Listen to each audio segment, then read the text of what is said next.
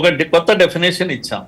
కనుక ఇక నుంచి terror activity, any terror action is considered to be war అని చెప్పేసి మనం అనేసాం. కనుక మీరు మళ్ళీ ఒకటి చేశారంటే మళ్ళీ ఒకటి ఏది చేస్తాం, యుద్ధమే చేస్తాం మనం. కనుక ఇలాంటి ఒక కొత్త నిర్వచనం ఇచ్చాం యుద్ధానికి. ఇచ్చి మనకు అవసరమైనప్పుడు వాళ్ళు అడిగారు, మనకు కూడా బాగా అనిపించింది, ఆపేశాం. ఇప్పుడు చూస్తున్నాం, తమాషా చూస్తున్నాం ఏం జరుగుతుంది అని. అమెరికా కూడా ఇప్పుడు ఏం కావాలి అంటే, ఇదిగో ఇరాన్ ఇష్యూ క్లోజ్ అయ్యేంత వరకు పాకిస్తాన్ ను అలా ప్లీజ్ చేసి ఉంచుతుంది. పాకిస్తాన్ యొక్క అవసరాలు ఉంటాయి, ఎందుకంటే పాకిస్తాన్ కు బార్డర్ అవుతుంది ఇరాన్. ఇంకెక్కడే పాకిస్తాన్ లో వీళ్ళ స్థావరాలు ఉన్నాయి, అమెరికా స్థావరాలు ఉన్నాయి. ఏదైనా అవసరం పడుతుంది అక్కడ, సముద్ర మార్గంలో కూడా అవసరం పడుతుంది. ఇవన్నీ అవసరాల కోసం, వాళ్ళ అవసరాలకు కూడా వాడుకుంటారు, అలా పారేస్తారు తప్పితే ఇక్కడ మనకు వచ్చేది మనకు రాంది ఏమీ లేదు. కానీ ఒక్క విషయం నిన్న మాత్రం చాలా స్పష్టంగా మోడీ గారు చెప్పేశారు. టెలిఫోన్ టాక్ తర్వాత పబ్లిక్ కూడా వచ్చేసింది ఆ విషయం. తర్వాత ఈయన స్టాండ్ కూడా మార్చారు. ఇద్దరు తెలివైన వాళ్ళే, ఇద్దరు కలిసి సాల్వ్ చేసుకున్నారు అనే వర్డ్ వచ్చింది.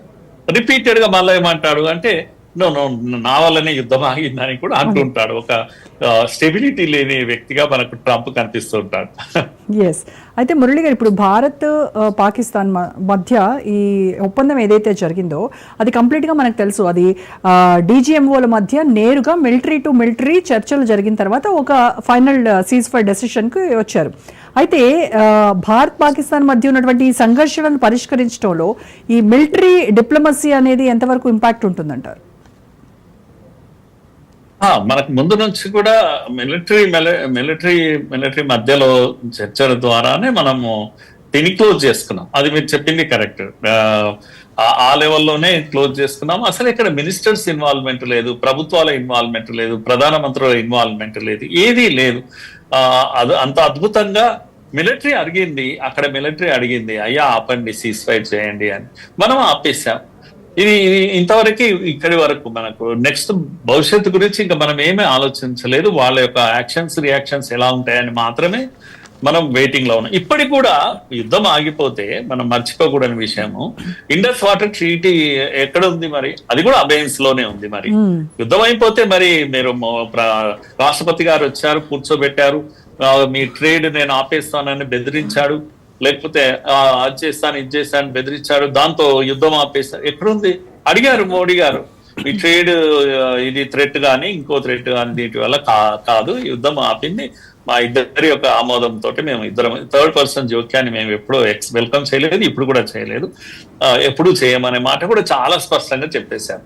ఆ విషయం వాళ్ళ సెక్రటరీ కూడా మొన్నటి దీంట్లో విక్రమ్ మిశ్రీ కూడా మీడియా దీంట్లో షేర్ చేశారు ఆ విషయాన్ని. మోడీ గారు ట్రంప్ గారు ఫోన్ లో 35 నిమిషాలు మాట్లాడుకున్నారు. 35 నిమిషాల్లో అంత బోల్డ్ గా ప్రధానమంత్రి ఓపెన్ గా ప్రజలకు తెలియచేయడానికే మాట్లాడారు. మాట్లాడిన విషయాలను మీడియాకు రిలీజ్ చేశారు. నిర్మోహమాటంగా ఒక దేశాధినేత ఇంకొక దేశాధినేతతో ఏం చెప్పాలో చెప్పాడు. అంటే ఈ యుద్ధంతో మీ ప్రమేయం లేదు, ఇది కేవలం మా ఇద్దరి మధ్య జరిగినటువంటి ఇదే, కనుక ఎక్కడ కూడా ట్రేడ్ టాక్స్ అనేవి రాలేదు. ఇంత బాగా చెప్పాక ఏముంటుంది ఆయన చెప్పుకోవడానికి? అంటే ట్రంప్ మాట్లాడినవి చూస్తూ ఉంటే, అంటే భారత్ పాకిస్తాన్లతో ఉన్నటువంటి వాణిజ్య చర్చల్లో ప్రభావం చూపించడానికి ఇది ఆయన లెక్కలేసుకున్నటువంటి ఒక చర్యగా చూడాలంటారా? లేదు అని అంటే మీరు అన్నట్టుగా ఇందాక రీజియన్ సెక్యూరిటీ అనేది ఉంది, దాన్ని తప్పుగా అర్థం చేసుకున్నటువంటి దోషంగా ఇది కనిపిస్తోందా? అర్థం కాలేదు, ఇది ఒక దోషంగా అని కూడా అనలేమండి. నాకు అనిపిస్తున్నది ట్రంప్ దుందుడుకుగా మాట్లాడినా ఆయన టార్గెట్స్ ఆయనకుంటాయి. ఆయన టార్గెట్స్ అంతా ఏంటి అంటే, పాకిస్తాన్ తన చేతిలో ఉండాలి, ఈ ఇండియా ఎలాగూ ఉండదు, కానీ పాకిస్తాన్ అయితే నా చేతిలో ఉండాలి, అక్కడ నా స్థావరాలు ఉండాలి, అది ఎప్పటికీ వదులుకోకూడదు. ఇప్పుడు ఇండియా పాకిస్తాన్ వార్ జరిగినంత మాత్రాన చైనా వచ్చి మధ్యలో వస్తే నాకు ప్రాబ్లం అయిపోతుంది. కనుక బై హుక్ ఆర్ క్రూక్ నాకు ఇది కావాలి. రెండవ విషయం ఏంటంటే, అమెరికా ట్రంప్ అధ్యక్షుడు కంటిన్యూస్ గా ఓడిపోతున్నాడమ్మా. ఆయనకు ఒక గెలుపు కావాలి. నేను ఉదాహరణ కొరకు మీకు చెప్తున్నాను.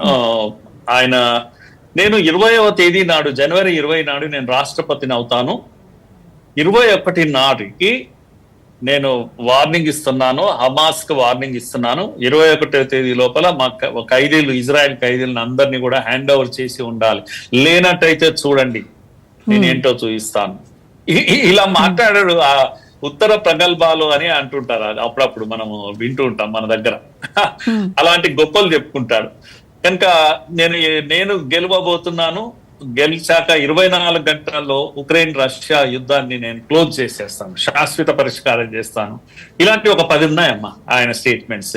ఎలక్షన్ క్యాంపెయిన్ లో గానీ ఆ తర్వాత గానీ చాలా గొప్పగా చెప్పుకున్నాడు. ఎక్కడ ఉంది మరి నీ ఖైదీలను ఎవరు హ్యాండ్ అవుట్ చేశారు? ఎక్కడ ఉంది వారు, రష్యా ఉక్రెయిన్ వారు ఎక్కడ ఉంది? ఈయన చెప్పిన మాటలన్నీ ఎక్కడ పోయినాయి మరి ఇవన్నీ కూడా? అంటే ఏది చేయలేకపోయాడు ట్రంప్.